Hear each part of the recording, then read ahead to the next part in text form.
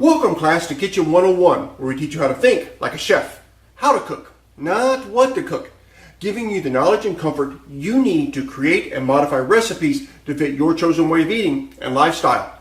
Today we will be taking on the great debate of fresh, frozen, or canned, which is better, with a focus today on frozen foods. So grab yourself a pen, paper, and a chill box because I'm Professor Kitchen and class is in session.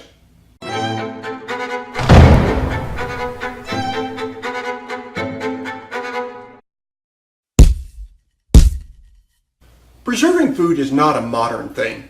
There is no known civilization that did not have some sort of food preservation culture. What is a modern advancement is that we can find and use nearly every preservation method that every other society has ever used.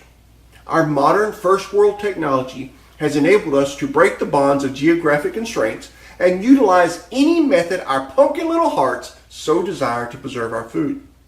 If you happen to live in the insanely beautiful but very cold Inari, Finland, you can buy yourself a dehydrator and make dehydrated foods that are normally the fare of warmer climates. If you live in the insanely hot Death Valley, California, then you can purchase yourself a freezer and enjoy the wonders of frozen foods from around the globe. Freezing foods has been understood to be a method of food preservation for a very long time, even to folks not living in Arendelle.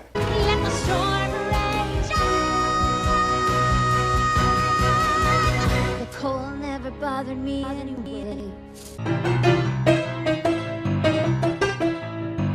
But freezing wasn't popular in most parts of the world because before freezing technologies, you had to live close to where ice naturally formed in order to freeze things.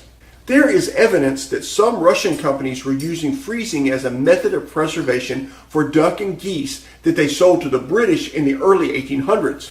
Those wily Russians. In 1842, there was a patent issued in Britain for freezing food using a technique of submersing foods in a salt and ice bath. This seems to be the first instance of any attempt at an industrialized freezing method. The Encyclopedia Britannica states that there was a shipment of meat that accidentally froze on its way from Australia to Britain. Instead of being a problem, this ended up being the best meat to arrive. The process was quickly adopted to more transatlantic voyages. In the late 1800s, a German engineer by the name of Carl von Linde invented a process to liquefy gases today known as the Hampson-Linde cycle. This process had the awesome effect of creating a refrigeration effect. In 1892, the Guinness Brewery commissioned him to create a carbon dioxide liquidization plant that greatly improved upon his work. Germans and beer. No real surprise there. While frozen foods started to be a thing, they weren't very good. The technology existed to freeze and keep foods, but the process left the foods all mushy and unappealing. Then, around 1912, Clarence Birdseye visited some Inuit and observed that they liked to take their fish and, immediately after catching them, would let them nearly instantly freeze on the much lower than the freezing point ice. When this fish was cooked, it wasn't mushy like all the rest of the frozen foods that Birdseye had ever had. Putting his engineering mind to work, he figured that it must be the very quick freezing time that did the trick. He then developed a method of putting food between two very cold metallic plates in order to flash freeze it. This process kept large ice crystals from forming and puncturing the cells of the food and making it all mushy. In 1930, Birdseye started his own company for selling frozen foods, named, oddly enough, Birdseye. Today, modifications on Birdseye's technique are used to freeze nearly all foods. The most popular way is something called individually quick frozen, or IQF. This method freezes every piece of food separately. Yes, every pea, corn kernel, or whatever is individually frozen and then bagged together. How do frozen foods compare with fresh or canned? In most instances, very, very well.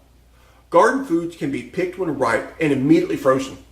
When this is done, the frozen food is most like you grew and harvested the food yourself. Grocery store fresh veggies must be picked before ripeness and then gassed later to try and get it ripened, or at least it'll look ripened. Frozen foods, unlike canned, aren't pre-cooked. Because of that, you can use them a lot more like you do fresh foods. Many times you don't even need to thaw the food first, just cook it from frozen. Where frozen foods fall a bit flat is that there is a bit of technology required to keep them. Unlike canned goods, which just sit on a shelf or fresh that you simply walk out to your garden and pull from the ground, frozen foods require that you have a freezer of some sort and the electricity to power them. If you lose power for too long, then you lose the food. What's your favorite frozen food? Let me know down in the comment section below. Thank you all for coming to class today. Hope you have a great week. God bless. Class dismissed.